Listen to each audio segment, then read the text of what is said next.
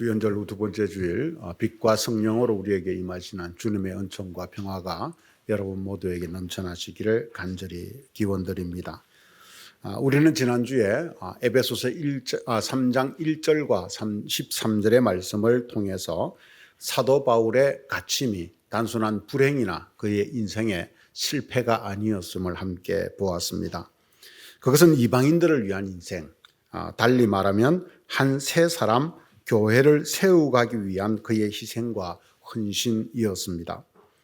바울의 갇힘은 그리스도 예수 안에서 함께 지어져가는 이방 교회를 위해서 함께 지어가기 위한 그의 희생과 헌신, 바로 그 본 자체였습니다. 그리고 그의 갇힘은 단순히 억울한 일이 아니라 그리스도 예수의 죄수로 살아가는 것, 바로 그것이었습니다. 자신을 예수의 죄수, 예수의 포로라고 하는 이 표현하는 말 속에서 우리는 바울이 로마의 감옥에 있지만 그가 거기에서 가지고 있는 그의 신앙의 정체성, 인생의 정체성을 우리는 함께 보았습니다. 바울은 로마의 감옥에 있었지만 로마의 포로가 아니었습니다. 그는 황제의 죄수도 아니었습니다. 그는 예수 그리스도에게 사로잡힌 예수의 포로였습니다. 세상이 사로잡을 수 없는 그런 존재였다라고 하는 이야기죠. 그래서 감옥은 그의 사명을 빼앗지 못했고 쇠사슬은 그의 복음을 묶지 못했습니다. 히브리서 11장은 우리들에게 믿음의 조상들의 그 삶을 열거하면서 이 믿음을 따라가는 사람들의 삶의 특징을 이 한마디로 이야기합니다. 이런 사람은 세상이 감당하지 못하느니라. 믿음의 사람 바울이 바로 세상이 감당하지 못하는 그런 사람이었지요. 로마의 감옥이 가두어 둘 수 없는 사람, 이 세상의 어떤 제도가 가두어 둘 수 없는 사람, 바로 그런 사람이었던 것입니다. 그래서 바울은 염려하는 에베소 사람들에게 오히려 너희를 위한 나의 여러 환난에 대해서 낙심하지 말라라고, 오히려 자신이 에베소에 있는 자유인인 에베소 성도들에게 이 권면을 하는 것을 보게 됩니다. 오늘 우리는 지난주에 보았던 1절과 13절의 그 이야기의 한가운데 있는 2절에서 12절의 말씀을 좀 더 주목해 보기를 원합니다. 그러면서 그 속에서 세상이 어찌할 수 없었던 이 믿음의 소유자 바울, 예수 그리스도의 포로로 잡혀갔던 그 바울의 삶에 대해서 보다 더 자세히 살펴보고자 합니다. 왜냐하면 2절에서 12절은 이 바울의 모습에 대해서 마치 1절의 문장이 시작되고 그 문장이 끊어지듯 그 바울의 이야기를 우리들에게 소개해 주고 있기 때문입니다. 그리고 그것은 곧 우리의 믿음의 내용과 정체성을 함께 보여줍니다. 그래서 바울이 어떻게 하나님의 은혜의 경륜, 곧 하늘의 비밀을 더 깊이 알게 되었는지, 그리고 그 은혜가 그를 어떻게 예수의 포로로 사로잡게 되었는지를 우리는 함께 살펴보려 합니다. 그리고 이 말씀을 통해서 이 이야기를 단순히 바울의 이야기가 아니라 오늘을 사는 우리에게 들려주는 말씀, 즉 오늘을 사는 우리 또한 이 복음의 비밀을 아는 사람으로서 어떻게 살아가야 하는지를 함께 살펴보기를 원합니다. 2절을 먼저 한번 읽어보십시다. 같이 읽겠습니다. 너희를 위하여 내게 주신 너희가 들었을 터이라. 바울은 자신을 이렇게 한마디로 소개를 합니다. 내게 맡겨진 하나님의 은혜의 경륜, 바로 그것을 그는 앞세우고 마치 자기의 삶의 간판처럼 앞세우고 있습니다. 하나님은 은혜의 경륜을 바울에게 주셨고, 그리고 바울은 그것을 맡은 자가 되었습니다. 여기서 경륜이라고 하는 말은 오이코노미아라고 하는 단어입니다. 이것은 오이코스, 집이라고 하는 뜻의 오이코스와 그리고 맡기다라고 하는 노모스, 이 두 단어가 합쳐진 합성어입니다. 그러므로 이 오이코노미아는 집을 맡아서 관리하는 청지기의 직무를 뜻하는 단어입니다. 바울은 자신을 한마디로 이야기해서 나는 하나님의 집을 맡은 청지기이다 라고 이야기를 하는 것입니다. 이 속에는 바울의 이런 고백이 담겨 있습니다. 나는 복음을 만들어낸 사람이 아니다. 나는 은혜를 소유한 사람이 아니다. 나는 맡은 사람이다. 라고 하는 이야기입니다. 그렇습니다. 우리는 맡은 자, 청지기들입니다. 바로 이것이 하나님 앞에서 피조물로 살아가는 우리의 정체성인 것입니다. 그것도 우리는 하나님의 집을 맡은 청지기입니다. 이것이 복음의 사역자의 정체성이고 동시에 우리 모든 그리스도인들의 정체성입니다. 이 맡았다라고 하는 바로 이것을 우리는 기억해야 하는 것이지요. 여러분, 우리는 은혜의 주인이 아니라 그래서 은혜를 맡아 관리하는 사람입니다. 우리는 복음의 설계자가 아니라 그 복음을 맡아서 전달하는 전달자들입니다. 우리는 복의 주인이 아니라 그 복을 맡아서 관리하고 그 복을 세상에 흘려보내는 사람들입니다. 그러므로 우리는 내가 하나님의 집을 맡은 자 청지기임을 분명하게 알아야 합니다. 이 청지기의식이 우리 신앙의 가장 중요한 내용입니다. 예수의 포로된 바울의 사명은 바로 이 청지기에서 의식에서부터 나오는 것입니다. 바울은 이 사실을 언제 가장 분명히 깨달았을까요? 그는 성공의 자리에 있을 때가 아니라 실패의 자리에 있을 때였습니다. 자유의 몸이 아니라 감옥에 갇혀 있을 때, 아무것도 할 수 없다고 여겨질 때 그는 오히려 이 깊은 진리를 깨달았습니다. 여러분, 하나님은 우리 인생의 막힘 속에서, 질병 속에서, 고난 속에서, 우리의 아픔 속에서 오히려 우리를 바로 세워주시는 분이심을 우리는 기억해야 합니다. 그래서 우리에게 고난이 유익인 것이지요. 지금 에베소서는 감옥에서 쓰여진 옥중서신입니다. 그 고난 속에서 바울은 어떻게 이 은혜의 경륜을 알게 되었을까요? 오늘 3절은 이렇게 말해줍니다. 같이 읽어볼까요? 곧 계시로 내게 비밀을 알게 하신 것은 내가 먼저 간단히 기록함과 같으니. 바울이 알게 된 그 놀라운 복음은 세상으로부터 어떤 배운 지식이나 학습으로 이루어진 것이 아니었습니다. 그는 자기가 알고 있는 이 복음의 비밀, 즉 이 사실은 계시로 알게 된 비밀이라고 분명하게 말합니다. 즉 바울에게 복음의 비밀은 학습된 진리가 아니라 하나님께서 열어주신 경험된 계시였던 것입니다. 여기서 계시라고 하는 말, 아포칼립시스는 덮개를 드러내다, 가려진 것을 열어 보여주다라고 하는 그런 뜻입니다. 그래서 계시는 새로운 정보를 우리가 만들어내는 것이 아니라 인간에게 가려져 있던 것을 하나님이 열어서 우리에게 보여주시는 바로 그런 행위인 것입니다. 바울은 여기에서 복음의 기원은 자신이 아니라, 인간이 아니라 하나님이심을 우리에게 보여줍니다.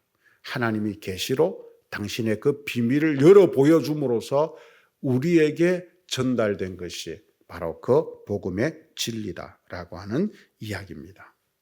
그렇다면 바울이 알게 된 그 비밀의 내용은 무엇입니까?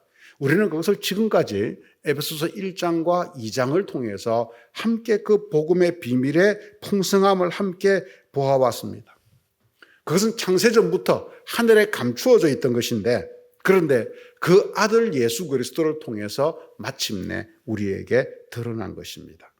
그리고 오늘 본문 6절에서는 그 드러난 비밀의 결과가 무엇인지를 이렇게 말해줍니다. 6절을 같이 읽어봅시다.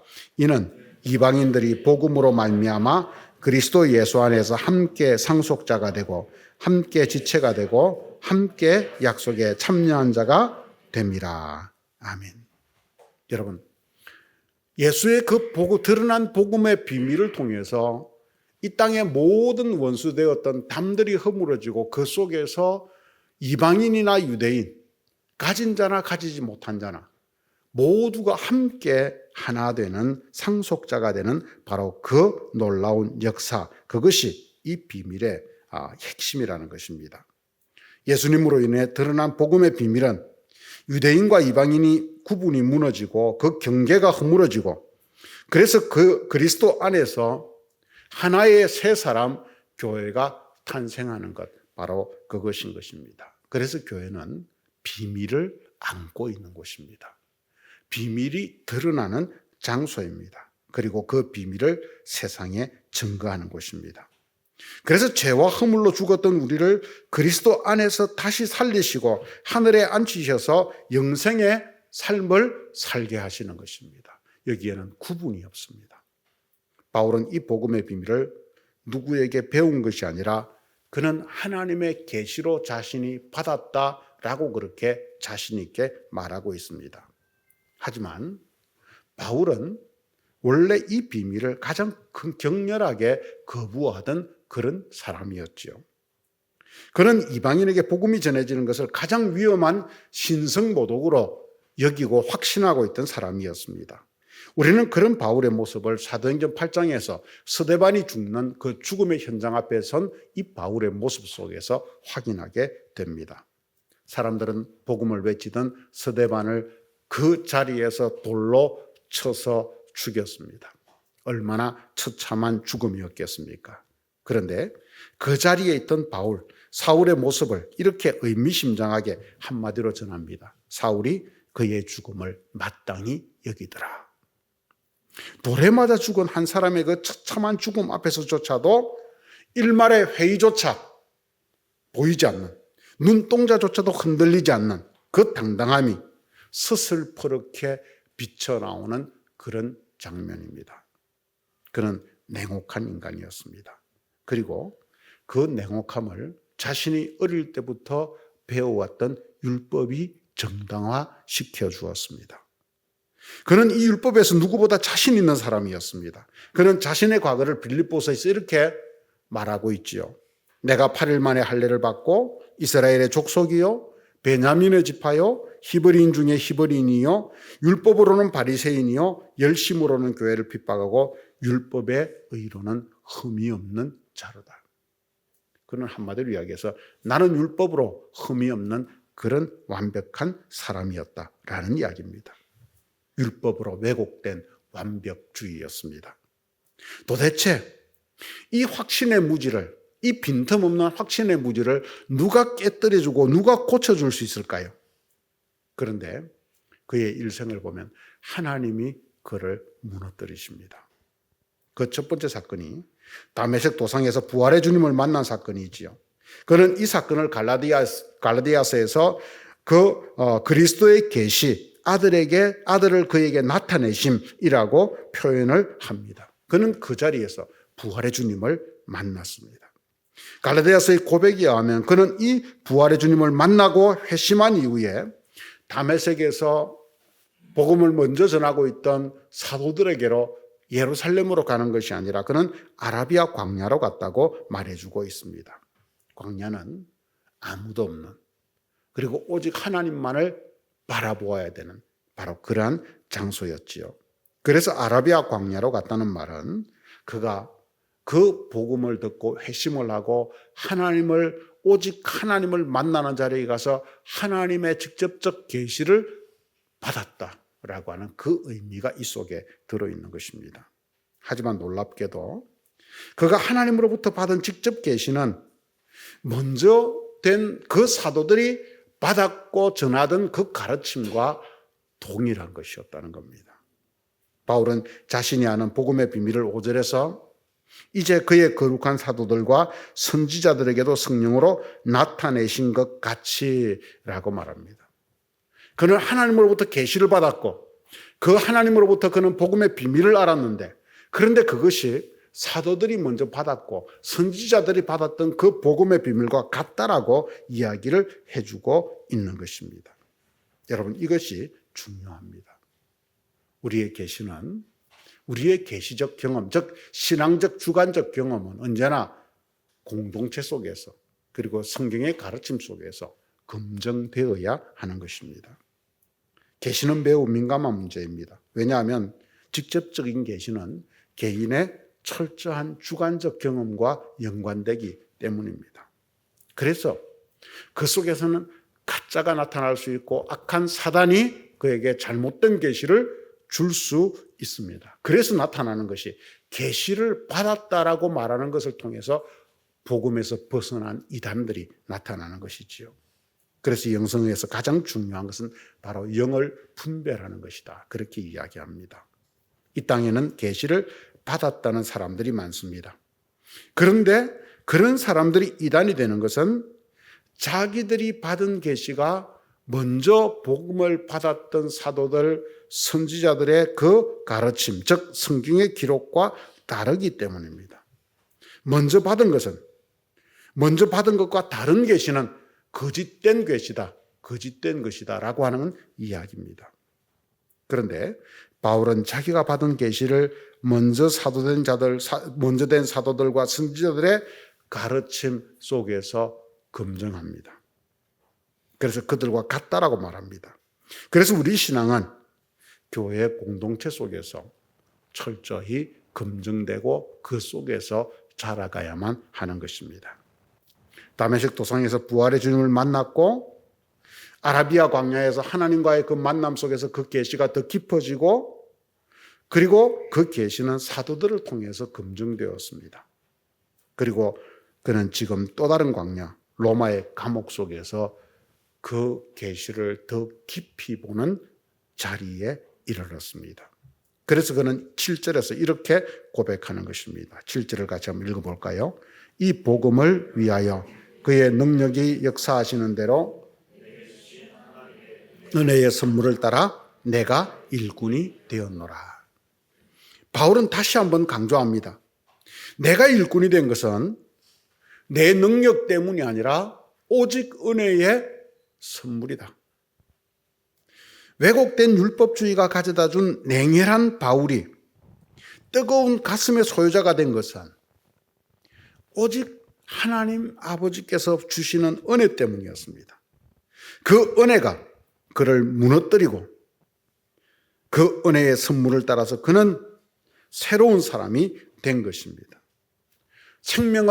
생명이 죽어가는 그 처참하게 죽어가는 것조차도 눈 하나 깜짝하지 않던 그 냉혈한에서 뜨거운 가슴을 가진 하나님의 일꾼이 되는 것, 그것은 바로 은혜를 통해서 되었습니다.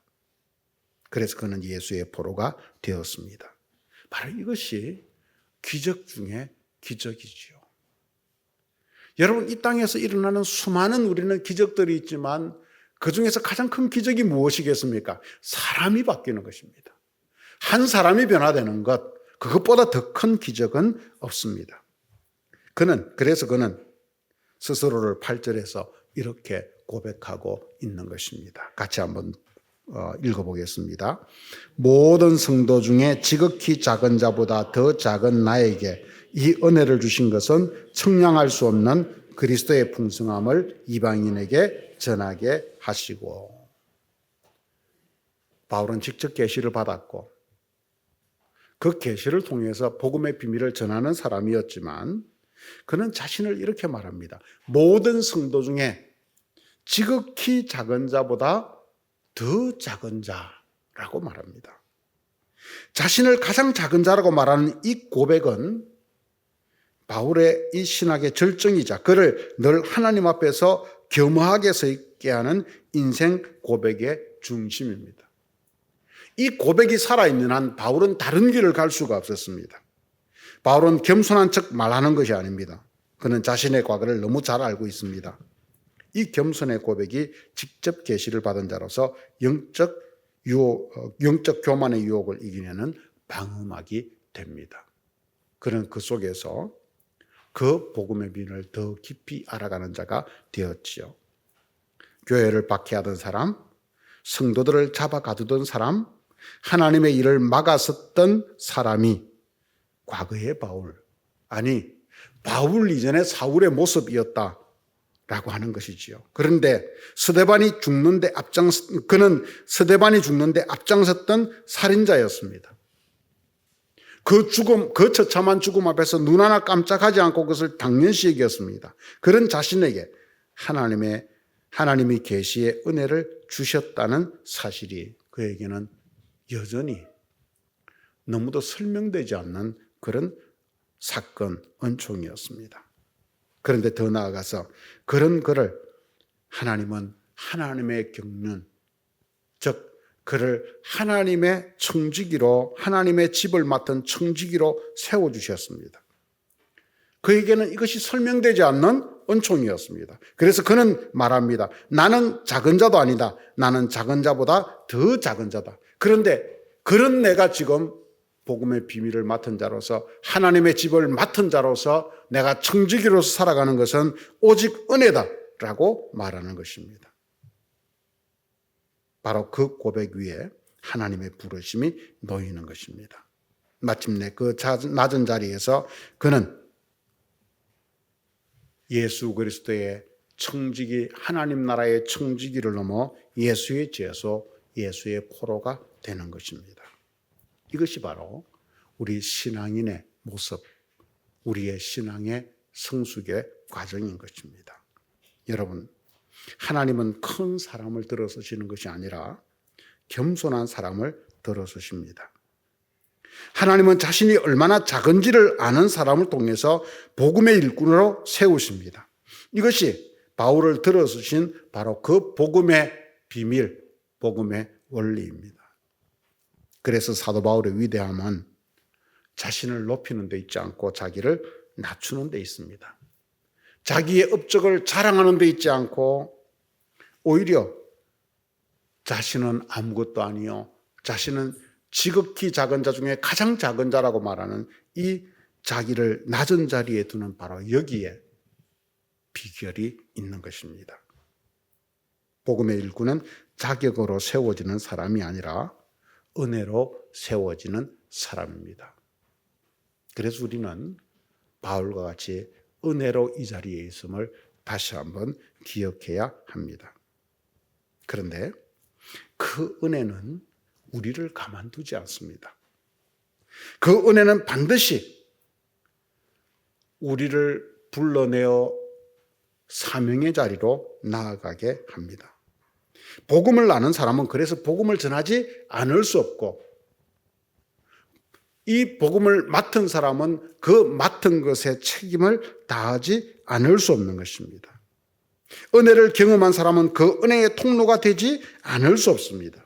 이것이 바로 1절에서 바울이 자신을 너희 이방인을 위하여 예수의 제수된 바울이라고 하는 자기 정체성의 뿌리가 되었습니다.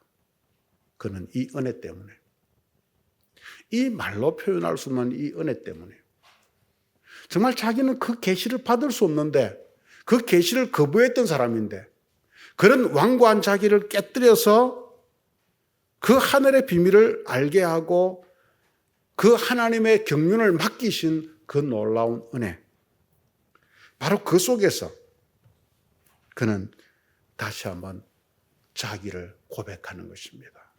주님, 내가 예수의 포로입니다.